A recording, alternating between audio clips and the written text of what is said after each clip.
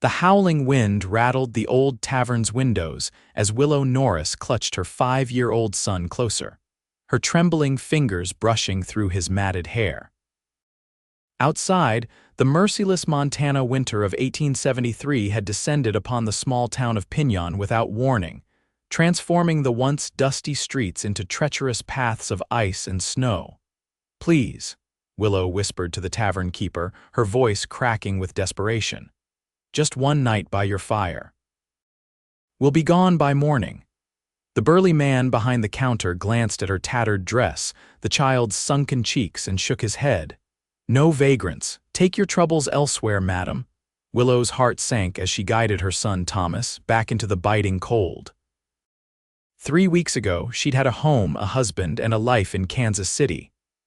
Now she had nothing but the clothes on her back, a few coins sewn into her hem, and a child who hadn't stopped shivering since her husband's funeral. "Mama, I'm cold," Thomas whispered, his small voice nearly lost in the wind. "I know, little one. We'll find somewhere warm soon." The lie tasted bitter on her tongue.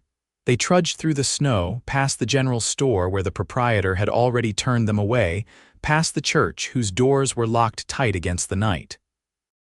Willow's legs ached, her thin shoes offering little protection against the snow. In the distance, she spotted the faint glow of a campfire at the edge of town. With no alternatives left, she steered Thomas toward the light, praying whoever tended the fire might show more mercy than the townspeople. As they approached, Willow saw a lone figure silhouetted against the flames. A man sat on a log, his broad shoulders wrapped in a heavy coat, a well-worn hat pulled low over his face. Beside him, a dappled gray horse stood patiently, steam rising from its nostrils in the cold air. "Stay behind me," Willow murmured to Thomas, squaring her shoulders despite her fear. She'd heard stories about the dangers women faced alone on the frontier. The man looked up at their approach, his face illuminated by the dancing firelight. He appeared to be in his early 30s, with a weathered face and eyes the color of the summer sky they hadn't seen in weeks. "Evening, madam," he said, his voice low and steady. He stood, and Willow noticed the star pinned to his coat. A lawman. "Good evening, Marshal," she replied, relief flooding through her. "I apologize for the intrusion." The man shook his head. "Not a marshal, madam, just a deputy passing through. Name's Mason Keller." Before Willow could respond, Thomas let out a violent shudder, his teeth chattering audibly. The deputy's eyes immediately softened as he took in the boy's condition. "Your child is shivering by the fire," he observed quietly. He knelt down to Thomas's level, his movements slow and deliberate. "He'll know warmth and kindness here, you both will," he gestured to the fire. "Please sit. I've got coffee brewing and some stew left." Willow hesitated, years of careful living making her wary of strange men and their sudden kindness. But Thomas's cold hand in hers and the genuine concern in the deputy's eyes convinced her. "Thank you," she said simply, guiding Thomas to sit on a blanket near the fire. The heat immediately began to thaw her frozen fingers. Mason Keller moved with the ease of a man accustomed to life outdoors. He ladled stew from a small pot into tin cups and handed them to Willow and Thomas. The rich smell made Willow's stomach contract painfully. They hadn't eaten a proper meal in days. "It's not fancy," Mason apologized, "but it's hot." Thomas took a cautious sip, then another, more eagerly. "It's good," he said, his voice small but stronger than before. "Glad you think so, young man." Mason smiled, the expression transforming his serious face. "What's your name?" "Thomas," the boy answered, already reaching for more stew. "Thomas Norris." Mason's eyes shifted to Willow, a question in them. "I'm Willow Norris," she supplied, warming her hands on the cup. "We're traveling to Oregon." The half-truth was safer than explaining their desperate circumstances to a stranger, lawman or not. Mason didn't press. "That's a long journey, especially with winter setting in." He glanced at their thin clothing and lack of supplies, and a difficult one without proper provisions. Willow's cheeks flushed with shame. She'd left Kansas City with what little money she could gather after her husband's gambling debts were settled. hoping to reach her cousin in Oregon before winter. But the journey had taken longer than expected, their money had dwindled faster than anticipated, and now they were stranded in Piñon with nothing. "We'll manage," she said stiffly, pride the only possession she had left. Mason studied her for a long moment, then nodded. "Of course." He turned his attention back to Thomas, who was fighting to keep his eyes open now that he was warm and fed. "Looks like someone's ready for sleep." Without asking permission, Mason unrolled another blanket and spread it close to the fire. "For the boy," he explained. Willow hesitated, then helped Thomas to the makeshift bed. Within moments, her son was asleep, his face peaceful for the first time in weeks. "Thank you," Willow said again, returning to her place by the fire. "For the food and everything," Mason shrugged. "No thanks needed, Mrs. Norris." "No one should be out in this cold, especially not a child." He paused. "If you don't mind my asking what brings you through Piñon, it's not exactly on the main route to Oregon." Willow stared into the flames, weighing how much to reveal. There was something about Mason Keller that inspired trust, despite her best instincts. "My husband died," she finally said. "3 weeks ago, pneumonia." Another half-truth. Jacob had indeed died of pneumonia, but only after drinking himself into a stupor and passing out in an alley during a rainstorm. "We had to leave Kansas City.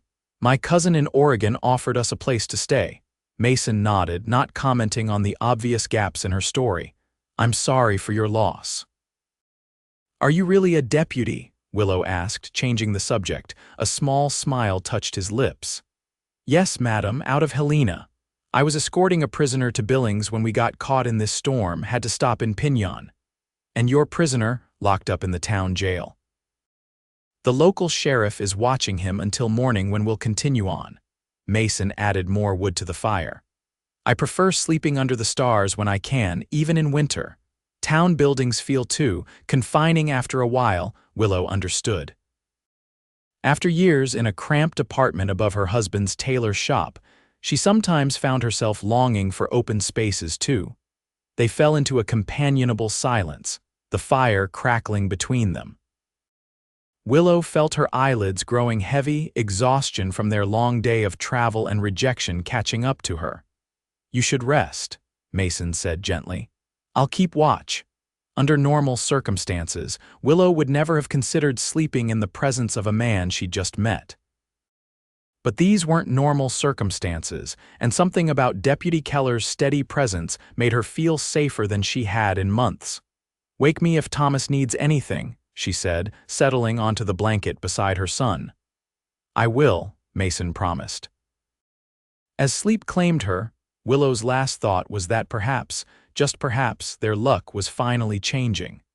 Morning came with pale sunlight filtering through the pine trees surrounding their campsite. Willow woke with a start, momentarily confused by the weight of a heavy coat draped over her and Thomas. Mason was already up, tending to a fresh fire and brewing coffee. "Morning," he greeted, pouring a cup and offering it to her. "Hope you slept well." Willow sat up, accepting the coffee gratefully. "Better than I have in weeks," she admitted. Thomas was still sleeping soundly beside her, color returned to his cheeks. "I need to check on my prisoner," Mason said, gathering his saddlebags, "but I'll be back shortly. There's bread and dried meat if you're hungry." Before Willow could thank him, he was gone, his tall figure disappearing between the trees toward town. She used the opportunity to wash her face with snow and comb her fingers through her tangled auburn hair. As she straightened her wrinkled dress, Thomas began to stir. "Mama," he called, sitting up and rubbing his eyes. "I'm right here, love." She smoothed his hair. "How do you feel?" "Better." His small face brightened as he looked around. "Where's the nice man?" "Deputy Keller went to town for a bit. He'll be back soon." Willow broke off a piece of bread for Thomas. "Here, eat something." As they shared a simple breakfast, Willow tried to formulate a plan. They still needed to reach Oregon, but their funds were dangerously low. Perhaps there was work to be found in Piñon, at least temporarily. Enough to earn passage on a wagon train come spring. Her thoughts were interrupted by Mason's return. He wasn't alone. Behind him came a tall, stern-faced man wearing a sheriff's badge and a young woman carrying a basket. Mrs. Norris, Mason said formally. This is Sheriff Calloway and Miss Hannah from the general store. Willow stood quickly, smoothing her dress again in a futile attempt to look presentable. Sheriff, Miss Hannah, she acknowledged with a nod. Sheriff Calloway's expression remained impassive. Deputy Keller tells me you and your boy need a place to stay. We're just passing through, Willow said defensively. We'll be moving on as soon as not in this weather you won't, Hannah interrupted, stepping forward with her basket. We've got another storm coming, according to old Pete, and he's never wrong about these things. Willow glanced at Mason, who gave her an encouraging nod. I mentioned your situation to Sheriff Calloway, he explained. The town has a small boarding house where you and Thomas could stay until the weather improves. We can't afford. Willow began. Mrs. Miller at the boarding house needs help with cooking and cleaning, Sheriff Calloway said briskly. Room and board in exchange for work. It's not charity, Mrs. Norris. Willow felt a surge of relief, work she could accept without shame. That's very kind, Sheriff, Hannah approached, setting her basket down. I've brought some things from the store, just the essentials: soap, a comb, warm stockings for the boy. I can't accept, Willow started. Consider it an advance on your wages, Hannah said firmly. Mrs. Miller pays well, and you can settle accounts once you're established. Willow looked from Hannah to the sheriff to Mason, overwhelmed by their unexpected kindness. In Kansas City, neighbors had turned away after Jacob's death, unwilling to associate with the widow of a man who died in disgrace. Thank you, she managed. All of you, Sheriff Calloway nodded. Deputy Keller speaks highly of you, Mrs. Norris. That carries weight in Piñon. He turned to Mason. I'll see to it. They're settled at the boarding house. You need to get that prisoner to Billings before the next storm hits. Willow felt a pang of disappointment. She'd barely had time to properly thank Mason for his help, and now he was leaving. Mason seemed reluctant as well. I suppose I should get moving, he agreed slowly. Mrs. Norris, it was a pleasure meeting you and Thomas. Mr. Keller, Thomas piped up suddenly. Are you going away? Mason knelt down to the boy's level. I have to take a bad man to jail, Thomas. It's my job. Thomas considered this seriously. Will you come back? Mason glanced up at Willow before answering. I pass through Piñon fairly regularly. Perhaps I'll see you next time. Thomas nodded, satisfied with this answer. Willow felt anything but satisfied as she watched Mason pack up his few belongings and saddle his horse. Deputy, she said quietly, approaching him while Sheriff Calloway and Hannah entertained Thomas. I don't know how to thank you properly.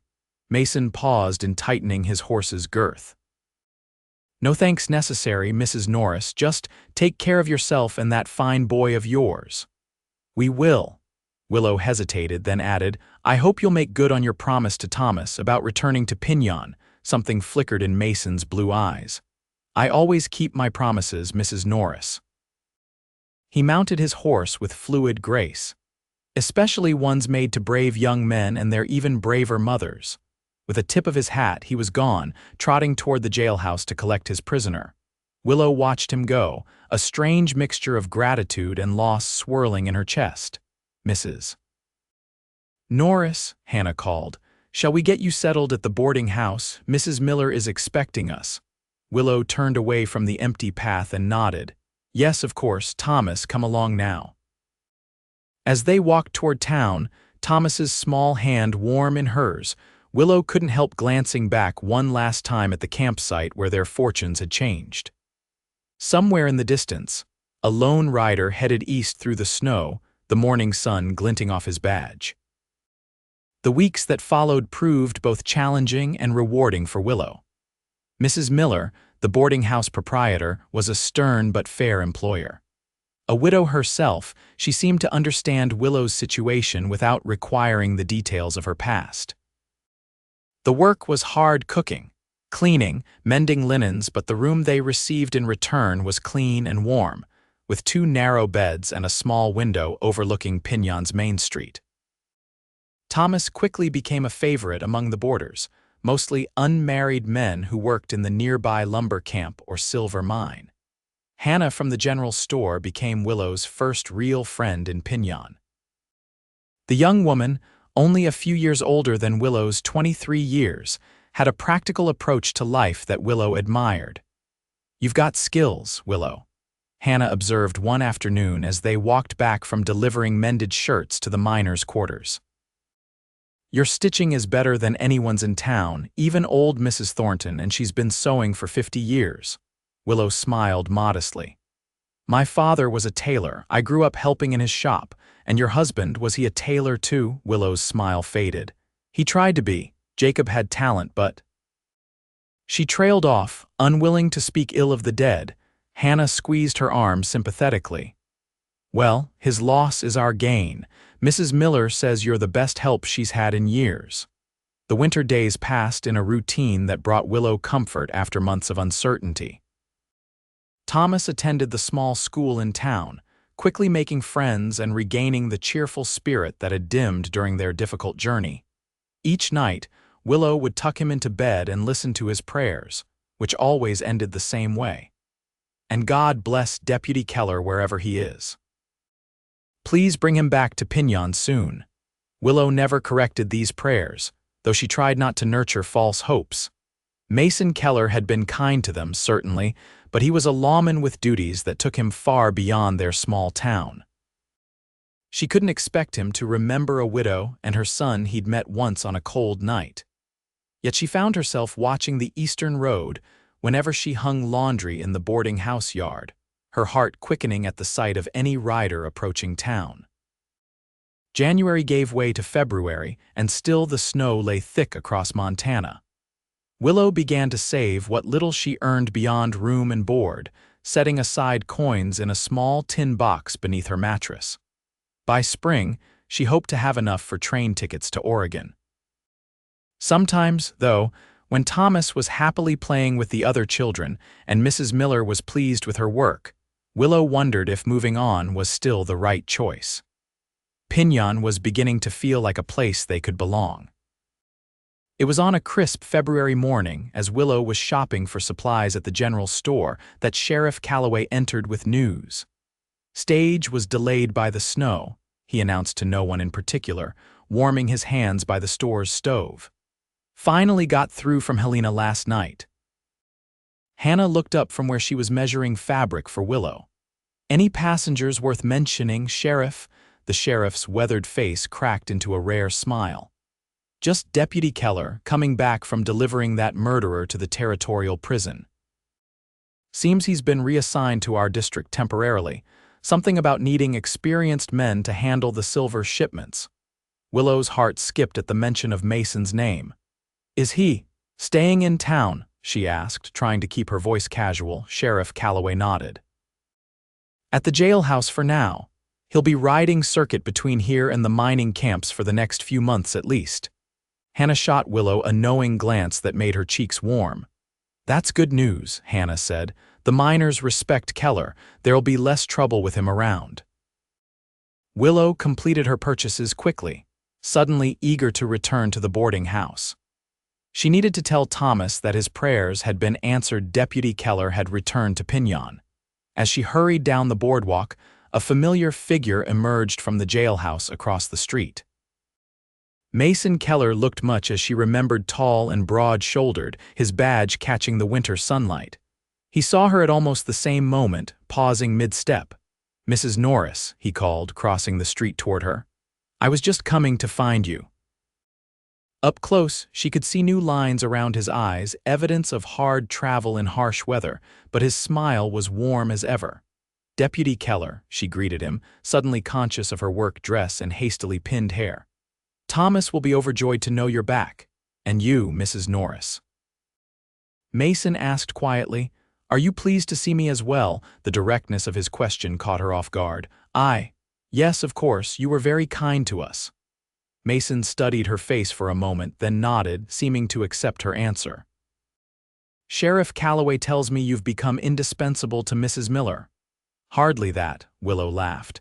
"But we've managed to make a place for ourselves here, thanks to you." "You did that yourself, Mrs. Norris," he gestured to her packages. May I walk with you?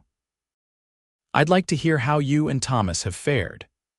As they walked toward the boarding house, Willow found herself telling Mason about their life in Piñon, Thomas's progress in school, her work at the boarding house, the friends they'd made. Mason listened attentively, asking questions that showed genuine interest. What about your plans to reach Oregon? He asked eventually. Is that still your intention come spring? Willow hesitated. I'm not certain anymore. Thomas is happy here and we're managing well enough. They reached the boarding house steps and Willow turned to face him. Will you come in? Thomas will be home from school soon. Mason shook his head regretfully. I can't today. I'm due to ride out to the Silver Creek mine this afternoon, but perhaps I could call on you tomorrow evening. If that would be acceptable. Of course, Willow said, trying not to sound too eager. We'd both like that very much. That evening, when Thomas learned of Mason's return and promised visit, he could hardly contain his excitement. Do you think he'll tell me stories about catching bad men, Mama? He asked as Willow tucked him into bed. Perhaps, if you ask politely. She smoothed his blanket. But remember, Deputy Keller is very busy. His job is important. Thomas nodded solemnly, but he came back like he promised. That means he's our friend, right? Yes, Willow agreed softly. I believe he is our friend. The next evening, Mason arrived promptly at 6, having clearly made an effort with his appearance. His usually stubbled jaw was cleanly shaved, his shirt crisp despite the badge pinned to his chest. Thomas monopolized the conversation at first, peppering Mason with questions about his horse, his gun, and the bad men he'd captured. Mason answered patiently, carefully editing his stories for young ears. And do you have to shoot people very often? Thomas asked with the directness only a child could muster. Thomas, Willow admonished. Mason shook his head. It's all right, Mrs. Norris. He turned serious eyes to Thomas. No, son, I don't. A good lawman only uses his gun when there's absolutely no other choice. It's always better to solve problems with words instead of bullets. Thomas considered this wisdom. My papa had a gun, he said suddenly, but he never shot it. He said it was just to scare away robbers from his shop. Willow tensed. Thomas rarely spoke of Jacob, and she wasn't sure how much she wanted revealed about their past. Mason glanced at her briefly before responding to Thomas. Your papa was a wise man then. Guns are tools, not toys, and should be respected. Papa wasn't very good at fighting, Thomas continued, his childish honesty making Willow cringe inwardly. The men at the saloon hurt him sometimes when he lost at cards. Thomas, Willow said sharply, that's enough. Why don't you show Deputy Keller your schoolbooks before bed?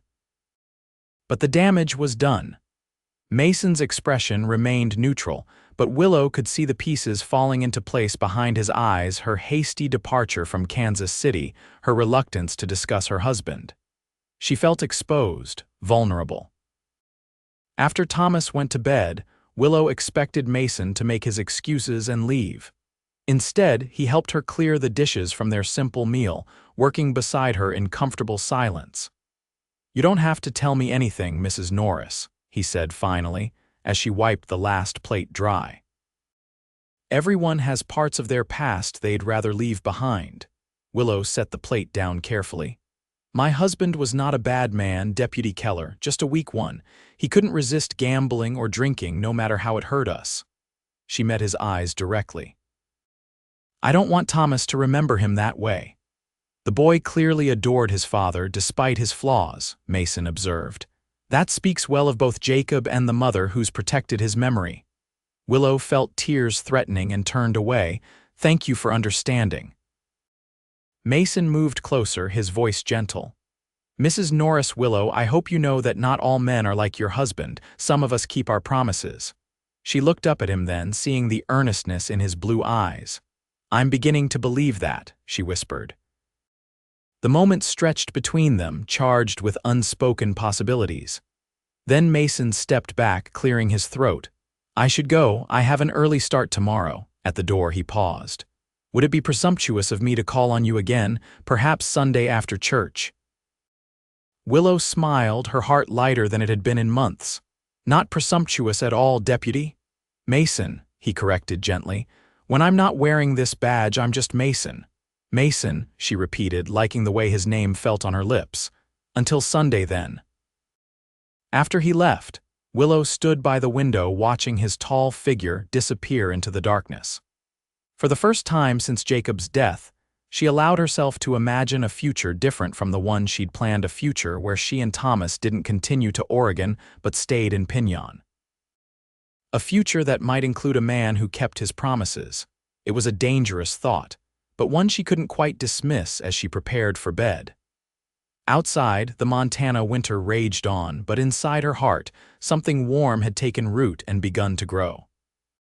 March arrived with the first hints of spring, though snow still capped the mountains surrounding Piñon. Willow's friendship with Mason deepened with each passing week as he made time to visit whenever his duties allowed. Sometimes they simply shared a meal at the boarding house. Other times, when Mrs. Miller could spare Willow, they took Thomas for walks through town or sledding on the gentle slopes outside Piñon. Thomas had completely attached himself to Mason, following him around like a devoted puppy whenever possible. Mason, for his part, showed remarkable patience with the boy's endless questions and boundless energy. "He's good with Thomas," Hannah observed one afternoon as they watched Mason teaching the boy how to properly groom a horse outside the livery stable.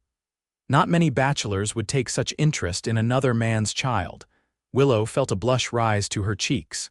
Deputy Keller is simply kind. Hannah snorted delicately. Deputy Keller rides 20 miles out of his way to pass through Piñon when he could take the direct route between mines. That's not kindness, Willow. That's a man with intentions. Hannah, Willow protested, though her heart quickened at the thought. Don't Hannah me, her friend laughed. Half the town is placing bets on when he'll propose. Mrs. Thornton gives it until Easter, but I think he'll wait until you've been here 6 months to be proper. Willow stared at her friend in horror. People are betting on my personal affairs. It's a small town, dear, Hannah said unapologetically. And you're the most interesting thing to happen in Piñon since that traveling circus came through with the two-headed calf. Despite her embarrassment, Willow couldn't help laughing. The notion of becoming a permanent part of this community, of people caring enough about her future to gossip about it, was strangely comforting after the isolation she'd felt in Kansas City. Later that evening, as she and Mason walked back from the general store where they'd gone to purchase supplies, he seemed unusually quiet. Is something troubling you? Willow asked, adjusting her shawl against the evening chill. Mason hesitated, then gestured to a bench outside the closed barber shop.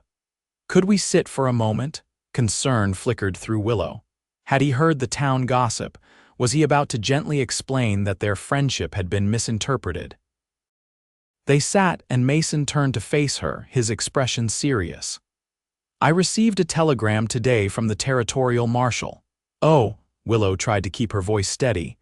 I've been offered a permanent position here in Montana Territory as sheriff of Piñon.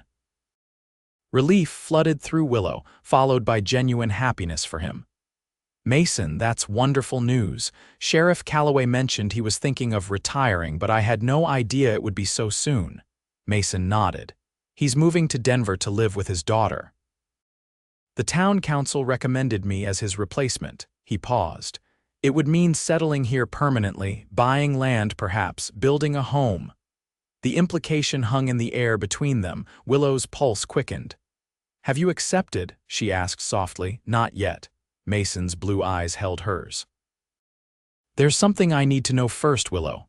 What's that? He took a deep breath. Your plans for Oregon, are they still current? Willow looked down at her hands, then back up at Mason's earnest face. I haven't written to my cousin in over a month, she admitted. At first, it was because I wasn't sure what to say. Then, I realized I didn't want to leave Piñon. Because of Thomas's schooling, Mason asked carefully. Partly, Willow acknowledged. He's happy here, we both are. Mason reached for her hand, his rough palm warm against her skin. Willow, I know it's only been a few months since we met. I understand if you think this is too soon or if your heart isn't ready. But I need you to know that my feelings for you and Thomas are genuine and substantial. Willow's breath caught in her throat. Mason, are you? Not yet, he said quickly. I wouldn't presume, but I want you to know that accepting this position, staying in Piñon, it all only makes sense to me if there's a chance for us, for a future together when you're ready. Tears pricked at Willow's eyes. After Jacob's betrayals, after months of struggling alone, Mason's steady presence and unwavering support seemed almost too good to be true. I don't know what to say, she whispered. Mason squeezed her hand gently. You don't have to say anything now, just think about it, about staying in Piñon. About allowing me to court you properly, with intentions that I hope will eventually lead to more. Willow looked into his eyes, seeing nothing but sincerity there. I'd like that, she said simply. Very much. The smile that spread across Mason's face was like sunrise breaking over the mountains. Then I'll accept the position, he said, and we'll see where this path leads us. As they walked the rest of the way to the boarding house, Mason's hand occasionally brushing against hers, Willow felt a sense of rightness settle over her. The road that had led her to Piñon had been difficult and painful, but perhaps it had been leading her exactly where she needed to be all along. Spring transformed Piñon in ways Willow hadn't imagined possible during the harsh winter months. The mountains shed their snow to reveal lush greenery. Wildflowers carpeted the meadows, and the creek that ran alongside town swelled with clear, cold water. As the weather warmed, life in Piñon moved increasingly outdoors. Sunday picnics after church, community dances in the town square, children playing in the streets until dusk. Mason took his new role as sheriff seriously, but he also made time for Willow and Thomas. Their courtship progressed with a careful propriety that earned approving nods from the town matrons. He called on her regularly, brought small gifts for both her and Thomas, and escorted them to church each Sunday. By late April, Mason had purchased a plot of land on the edge of town with a small cabin that needed substantial repairs. It's not much now, he explained as he showed Willow the property one sunny afternoon, Thomas running ahead to explore. But with work, it could be a proper home. There's room to expand, good water from the creek, and enough land for a garden and maybe a few animals. Willow surveyed the cabin with its sagging porch and weathered logs. Where others might have seen only the flaws, she saw possibility much as she had begun to see in her own life again. It has good bones, she said, running her hand along the rough-hewn doorframe. The roof seems sound. Mason watched her, a smile playing at his lips. You sound like you're considering its potential. Willow met his gaze steadily. Perhaps I am. Their courtship continued through May, each day strengthening the bond between them. Mason was careful never to rush her, seeming to understand that Willow's heart, having been wounded once, needed time to fully trust again. It was on a warm evening in early June when Mason finally spoke the words Willow had begun to hope for. They were sitting on the newly repaired porch of his cabin, watching Thomas chase fireflies in the gathering twilight. I love that boy as if he were my own, Mason said quietly. You know that, don't you? Willow nodded, her throat suddenly tight with emotion. He loves you too, more than I thought possible. Mason turned to face her, taking both her hands in his. Willow, I've tried to be patient, to give you time. But I can't wait any longer to tell you what's in my heart. The evening breeze carried the scent of pine and wildflowers as Mason continued. That night we met, when I saw you standing there in the snow with Thomas, something inside me recognized you. Not just as someone who needed help, but as someone who belonged in my life. He squeezed her hands gently. I love you, Willow Norris. I want to spend my life with you and Thomas, to build something permanent and good here in Piñon. Tears spilled down Willow's cheeks as the walls she'd built around her heart finally crumbled completely. I love you too, Mason. I think I have almost from the beginning, though I was too afraid to admit it. Mason reached into his pocket and withdrew a small velvet pouch. From it, he produced a simple gold band with a modest diamond that caught the last rays of the setting sun. It was my mother's, he explained. I've carried it with me for years, waiting for the right woman to give it to." He slid from the porch bench to one knee. "Willow Norris, will you do me the extraordinary honor of becoming my wife?" "Yes," Willow whispered, her voice breaking with happiness. "Yes, Mason, I will." He slipped the ring onto her finger, then stood and pulled her into his arms. Their first kiss was gentle, but filled with promise of passion, partnership, and a future neither had dared imagine when they'd met on that cold winter night.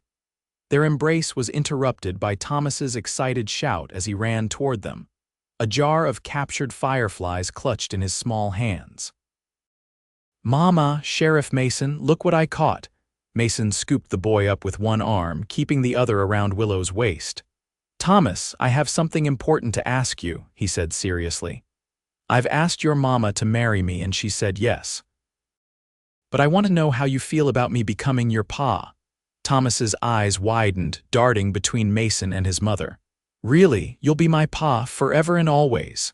"Forever and always," Mason confirmed, "if that's all right with you." The jar of fireflies was nearly crushed as Thomas threw his arms around Mason's neck. "Yes, can I call you pa now?" Mason's eyes met Willow's over the boy's head, both of them blinking back tears. "I'd be honored, son," he said huskily. "Truly honored." As night fell over Piñon, the three of them sat on the porch of what would soon be their home, watching the stars appear one by one in the vast Montana sky.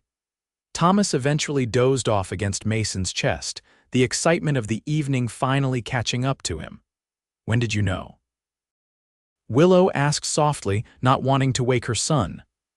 "That night by the fire, did you know even then that this is where we'd end up?" Mason smiled, his arm tightening around her shoulders. "Not exactly. But when I saw your child shivering by the fire, and I told you he'd know warmth and kindness here, something inside me hoped it wouldn't be just for one night." He kissed her temple gently. "I think part of me has been waiting for you both all my life." Willow rested her head on his shoulder, contentment spreading through her like the warmth from the campfire where they'd first met. "I never thought I'd find this kind of happiness again," she admitted. "After Jacob, I was so determined to be independent, to never need anyone. And now." She smiled up at him. "Now I understand the difference between needing someone because you're weak and choosing someone because together you're stronger." Mason's kiss was tender, a pledge sealed under the Montana stars. "We'll be strong together, Willow, the three of us. That's my promise to you." As Thomas stirred in his sleep, murmuring something about fireflies and horses, Willow knew with absolute certainty that this was where they belonged, not in Oregon, not in Kansas City, but here in Piñon, with this man who had offered shelter on a cold night and ended up giving them a home for their hearts. The wedding took place on a perfect July morning, with the entire town of Piñon in attendance. The small church was decorated with wildflowers gathered by the schoolchildren, and Willow wore a dress of pale blue silk that Hannah had helped her make. Thomas, dressed in his Sunday best, proudly carried the rings on a small cushion, his face solemn with the importance of his duty. When the minister pronounced them husband and wife, the boy was the first to cheer, his small voice rising above the congregation's applause. The celebration afterwards spilled into the town square, with tables of food, music from a hastily assembled band, and dancing that continued well into the evening. As Mason twirled Willow around the makeshift dance floor, she caught glimpses of Thomas being passed from one townsperson to another, accepted and loved by the community that had become their extended family. "Happy, Mrs. Keller," Mason murmured in her ear as they swayed to a slow tune under the lantern light. "Perfectly," Willow answered, still getting used to her new name but loving the sound of it. "And you, Sheriff Keller, any regrets about taking on a ready-made family?" Mason's arms tightened around her waist. "Only that I didn't find you sooner."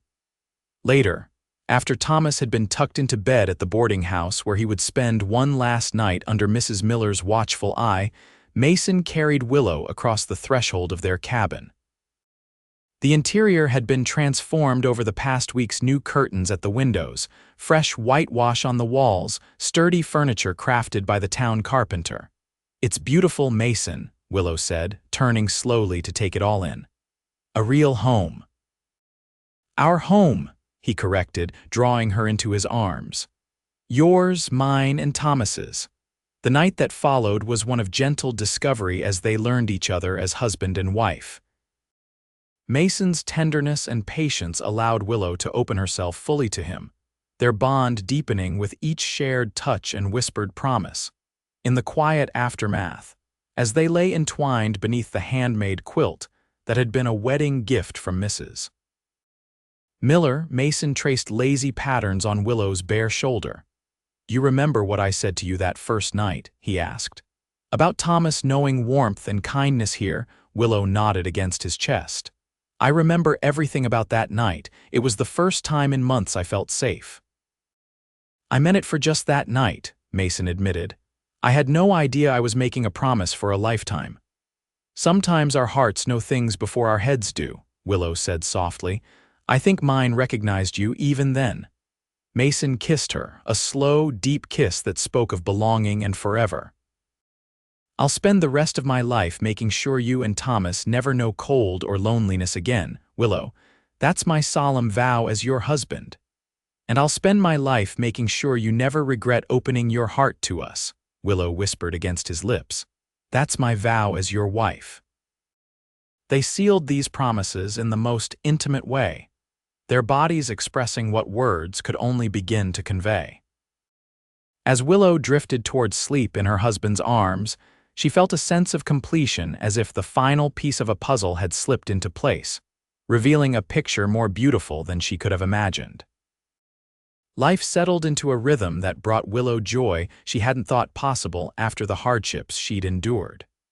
The cabin became a true home as Thomas moved in, claiming the small room Mason had added especially for him. Willow planted a garden that flourished in the Montana summer, and Mason added a chicken coop and a pen for the milk cow he purchased from a farmer outside town. Thomas thrived under Mason's gentle guidance, learning to ride, fish, and even help with simple sheriff duties like feeding the horses at the jailhouse. Watching them together, Mason patiently teaching Thomas to whittle or answering his endless questions about tracking Willow, often felt her heart might burst with gratitude. Mason took his role as Piñon's sheriff seriously, working long hours to maintain peace in the growing town and surrounding mining camps. But he always made time for his family, often bringing Thomas along on his rounds through town and never missing dinner at the table Willow set each evening. By October, as the aspen trees turned golden and the first frost silvered the meadows, Willow had news that completed their happiness. "A baby," Mason repeated, his face lighting with wonder when she told him one evening after Thomas was asleep. "We're going to have a baby." Willow nodded, her hands pressed to her still flat stomach. "Dr. Wilson says sometime in late spring. May, perhaps." Mason lifted her off her feet, spinning her in a circle before setting her down gently, suddenly concerned. "Should I not do that? Will it hurt the baby?" Laughing, Willow shook her head. "The baby is fine, Mason. I'm not made of glass." He knelt before her, placing his large hands reverently over hers. "A child of our own," he whispered. "Thomas will be a wonderful big brother." "He will," Willow agreed, running her fingers through Mason's thick hair. "He's already asking for a sibling, though I'm not sure he understands exactly how they arrive." Mason chuckled, rising to take her in his arms again. "Let's keep that mystery for a few more years." The winter of 1874 proved milder than the previous year, but still cold enough to keep the family close to the hearth most evenings. Thomas would often fall asleep listening to Mason read from one of the books Sheriff Calloway had left behind, tales of adventure and exploration that fired the boy's imagination. On Christmas Eve, as snow fell gently outside their window, the three of them sat before the fire, Thomas nestled between Willow and Mason on the small sofa Mason had built. "Tell me again about the night you and Mama met," Thomas requested, his favorite bedtime story now that he was old enough to appreciate its significance. Mason smiled at Willow over their son's head. "Well, it was the coldest night of the year," he began. "I was camping outside of Piñon, keeping my fire burning against the bitter wind. And then Mama and me came," Thomas continued eagerly, "and I was shivering." "You were indeed," Mason agreed. "Your teeth were chattering like little bones, and I knew right then that you needed warmth and kindness." "And you said I'd find it here," Thomas recited, having memorized the story. "And I did, didn't I, Pa?" "You did, son," Mason confirmed, his voice thick with emotion. "You both did." Willow reached across to squeeze Mason's hand, feeling the baby shift within her as if responding to the story of how their family began. "And now we'll never be cold again," Thomas declared with the absolute certainty of childhood. "Not ever." Later that night, after Thomas had been tucked into bed with promises that Santa would indeed find them despite the snow, Mason drew Willow into his arms before the dying embers of the fire. "Our son has the right of it," he murmured against her hair. "You'll never be cold again, not while I draw breath." Willow leaned into his solid warmth, feeling the gentle swell of their growing child between them. "I know," she whispered. "That's the gift you gave us that first night, Mason, not just shelter or food, but the promise of belonging." "I had no idea when I said those words to you that I was speaking my own deepest wish," Mason admitted. "That you would stay, that we would become a family. Some promises are made by the heart before the mind even knows they exist," Willow said softly. "Like the one my heart made to yours that night, though I was too afraid to recognize it then." Mason kissed her, his lips warm and familiar against hers. "No more fear," he whispered. "Only love from this day forward." "Only love," Willow agreed, resting her head against his chest and listening to the steady beat of his heart, the sound that had become home to her in a way no place ever had. Outside, the Montana winter wrapped the small cabin in a blanket of snow, but inside, the warmth of family and love created a sanctuary that no cold could penetrate. As Mason added another log to the fire, sparks flew upward, bright promises against the darkness. Just as he had promised that first night, Thomas knew warmth and kindness here. And so did Willow, in abundance beyond measure. Spring arrived with its promise of renewal, the land awakening from winter's sleep just as Willow's body prepared for the birth of their child. Mason fretted over her constantly, much to her amused exasperation and the town's gentle teasing.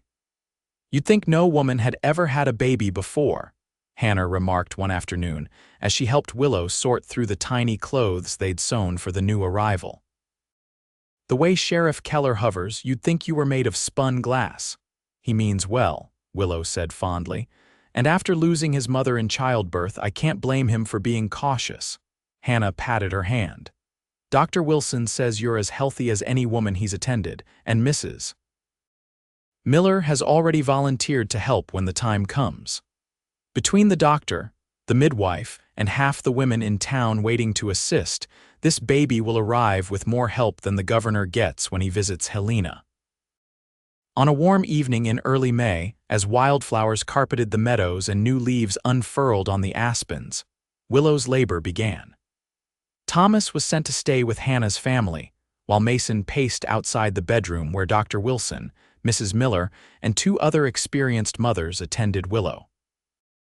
After hours of labor that tested Willow's strength and Mason's nerves, their daughter entered the world with a lusty cry that immediately set her father's heart at ease. Dr. Wilson allowed Mason into the room as soon as Willow and the baby were cleaned and settled. "You have a beautiful daughter, Sheriff," the doctor announced, clapping Mason on the shoulder. "Strong lungs on that one." Mason approached the bed almost reverently, his eyes fixed on the small bundle in Willow's arms. "A girl," he whispered, sitting carefully beside them. "She's perfect, Willow."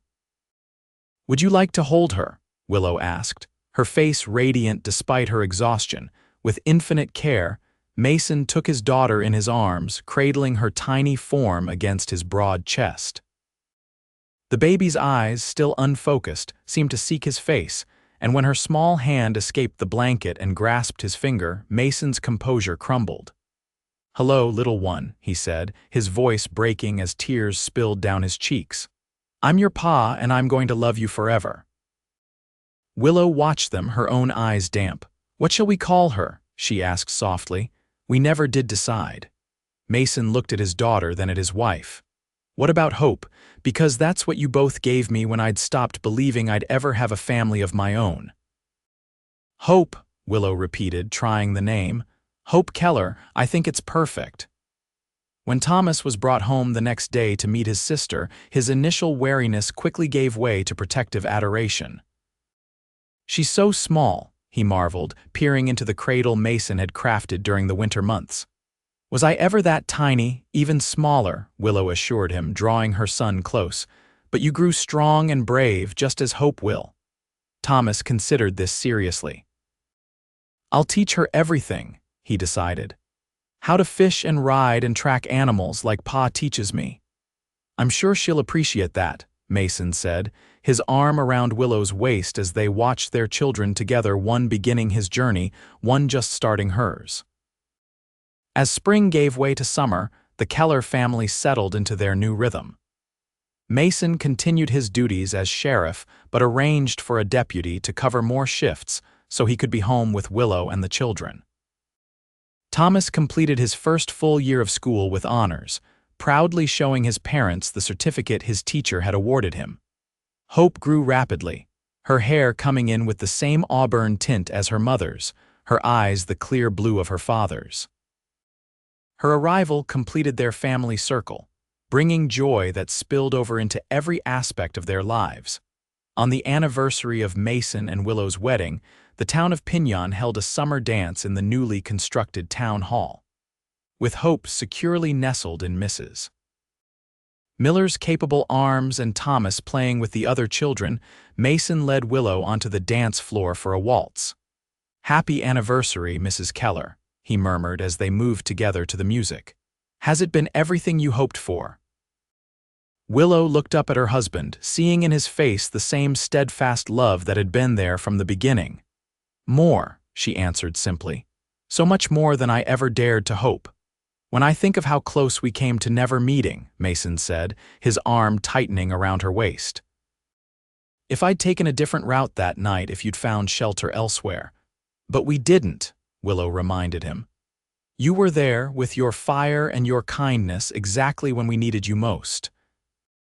As they danced, Willow caught glimpses of their life together, Thomas laughing with his friends, Hope sleeping peacefully in Mrs. Miller's arms, the townspeople who had become their extended family. The cold, desperate night when she and Thomas had stumbled upon Mason's campfire seemed like another lifetime now. "Do you ever think about what might have happened if we'd continued to Oregon?" Mason asked, echoing her thoughts. Willow shook her head. "No, this is where we were meant to be." She smiled up at him. "This is our home, Mason, not just Piñon, but wherever the four of us are together." The music ended, but Mason continued holding her close. "I love you, Willow Keller," he said softly, for her ears alone. "More today than yesterday and less than tomorrow." "And I love you," Willow answered, rising on tiptoe to kiss him lightly. "My heart, my home, my Mason." As they moved off the dance floor hand in hand to check on their children, Willow reflected on the journey that had brought them here. From the darkest night of her life had come the brightest dawn, a second chance at happiness she hadn't believed possible. Thomas ran to meet them, his face flushed with excitement from some game the children had been playing. "Pa. Billy says his father is taking him fishing tomorrow at the big creek. Can we go too?" Mason ruffled the boy's hair affectionately. "We'll see, son. Your ma might need us here with Hope." "You should go," Willow encouraged. "Hope and I will be fine for a few hours." "It's been weeks since you two had an adventure together." The joy on both their faces was reward enough for Willow. As they discussed fishing spots and bait, she moved to where Mrs. Miller sat with Hope, who was now awake and observing the room with curious eyes. "Such a good baby, Mrs. Miller said approvingly. "Takes after her mother in temperament, I'd say. Willow took her daughter, inhaling the sweet baby scent of her. "I hope she takes after her father in courage and kindness," she replied. "Those are the qualities that saved us after all." "Saved you both and him too, if you ask me," Mrs. Miller observed shrewdly. "That man was drifting before you came along, badge or no badge. Now he's rooted like a tree that's found the right soil." Willow watched as Mason lifted Thomas onto his shoulders, both of them laughing at something. "We all found what we needed," she said softly. "A family, a home, a place to belong," Hope gurgled in her arms, reaching for her mother's face with tiny fingers. Willow kissed her daughter's palm, making a silent vow that this child would never know the uncertainty or fear that had marked her own early years. Hope would grow up surrounded by love, secure in the knowledge that she was treasured. As the evening progressed and the celebration continued around them, the four Kellers eventually found themselves together on the porch of the town hall. The summer night was warm, stars emerging one by one in the darkening sky, the sounds of music and laughter spilling out from inside. Mason stood with his arm around Willow, Thomas leaning against his other side, Hope sleeping against her mother's shoulder. "Look at that sky," he said, pointing upward. "Makes you realize how small we are, doesn't it?" Thomas tipped his head back, eyes wide. "There are so many stars." "More than I can count. More than anyone can count," Mason agreed, "but each one has its place, its purpose." "Like us?" Thomas asked. Mason smiled down at his son. "Exactly like us, Thomas. Each of us has our place in this world, our own special light to share." Willow leaned into her husband's embrace, feeling the solid strength of him, the certainty. "I think our light shines brightest together," she said. As a family, Mason pressed a kiss to her temple. "Together," he agreed. "That's where the true warmth is found." As they stood there under the vast Montana sky, the Keller family created a picture of contentment that would have seemed impossible to Willow just 18 months earlier. From the desperate night when her child had shivered by a stranger's fire, they had built a life filled with love, security, and joy. The cowboy's promise had been kept and exceeded beyond measure. Here, in this small frontier town, Thomas had indeed found warmth and kindness. And so had Willow, in the arms of the man who had opened his heart to them both and created a home where the fire of love would never die. 10 years passed in Piñon, each season bringing its own joys and challenges for the Keller family. Thomas grew from a boy into a young man of 15, tall and strong like his stepfather, with an innate sense of justice that made Mason beam with pride. Hope, now 10, had her mother's gentle spirit and her father's determination, a combination that served her well in school and in life. The town of Piñon had grown too, with a railroad spur bringing increased commerce and new settlers. Mason remained sheriff, respected throughout the territory for his fair-mindedness and courage. Willow had opened a small dressmaking shop next to Hannah's general store, her skilled fingers creating garments that women traveled from neighboring towns to purchase. 7 years after Hope's birth, they had welcomed another child, a son they named Daniel, who at 3 years old was the spitting image of Mason and followed Thomas everywhere with worshipful eyes. On a crisp autumn day in 1883, as the family gathered for Sunday dinner in the expanded cabin that had served them so well, Mason made an announcement. "I've been offered a position with the U.S. Marshal's Service," he said, as Willow served the roast beef she'd prepared. "Based here in Montana Territory but covering a wider area." Thomas looked up sharply from his plate. "You'd be leaving Piñon," Mason shook his head. "Not leaving, we'd stay right here, but I'd travel more, helping organize law enforcement across the territory as it moves toward statehood." "That sounds like an important job, Pa," Hope said, always quick to support her father. Willow set the platter down and took her place at the table. "Is this something you want, Mason?" He reached for her hand across the table. "Only if you're comfortable with it, Willow." "It would mean more time away, but better pay and a chance to make a real difference as this territory grows." Willow squeezed his fingers. seeing in his eyes the same dedication to justice that had drawn her to him from the beginning. "I think you should accept," she said. "We'll manage the time apart and be all the happier when you're home." Thomas nodded his agreement. "And I can help more around here, Pa. I'm old enough now." "You certainly are," Mason said proudly. "In fact, Sheriff Peterson mentioned he might have a position for you at the jailhouse next summer. Nothing dangerous," he added quickly, seeing Willow's concern. "Just helping with the horses and learning the ropes." "Really?" Thomas's face lit up. "I'd like that." As the conversation continued around the table, Willow observed her family with quiet contentment.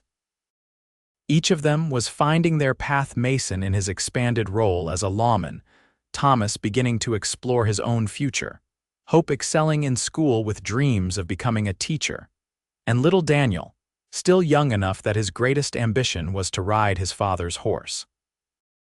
After dinner, while Hope helped clear the table and Thomas took Daniel outside to see a nest of rabbits he'd discovered, Mason drew Willow onto the porch of their home. "Are you truly all right with this change?" he asked, his arms encircling her waist. "I won't take the position if you have reservations." Willow leaned into his embrace, still marveling at how perfectly they fit together after all these years. "I am," she assured him. "You were born to do this work, Mason. It's part of who you are." "As you and the children are the other part," he said, brushing a strand of hair from her face. "The most important part. We'll be here waiting whenever you return," Willow promised. "This home, this family, it's the foundation that allows all of us to grow." Mason's kiss was tender, familiar yet still capable of quickening her pulse. "Do you ever think about that night?" he asked. "The first time we met, often," Willow admitted. "Especially on cold winter nights when we're all gathered around our fire. I remember how desperate I felt, how afraid for Thomas. And now look at him," Mason said with pride. "Almost a man, strong and confident. Because of you," Willow said softly, "because you showed him what a good man is every single day." In the yard, Thomas was patiently helping Daniel pet one of the baby rabbits, while Hope watched with sisterly indulgence. The late afternoon sun bathed them all in golden light, turning an ordinary moment into something precious. "I've been thinking," Mason said, his arms still around Willow as they watched their children, "about building a new house. Something larger with proper bedrooms for everyone. We've added on to this cabin so many times, but with the children growing." Willow turned in his arms to face him. "This has been a wonderful home, Mason, but yes, I think it's time for something that fits the family we've become." She smiled up at him. "As long as we build it right here where it all began." "Nowhere else," Mason agreed. "This land, this town, it's part of our story." As the sun began to set over the Montana mountains, casting long shadows across their property, Mason and Willow called the children in for the evening. There would be stories by the fire, prayers before bed, the familiar rhythm of family life that had sustained them through a decade together. Later, after the children were asleep and the house had grown quiet, Mason and Willow sat together on the porch, a quilt wrapped around their shoulders against the autumn chill. Above them, stars crowded the sky, the same stars that had witnessed their first meeting 15 years earlier. "I never thought I could be this happy," Willow confessed, her head resting against Mason's shoulder.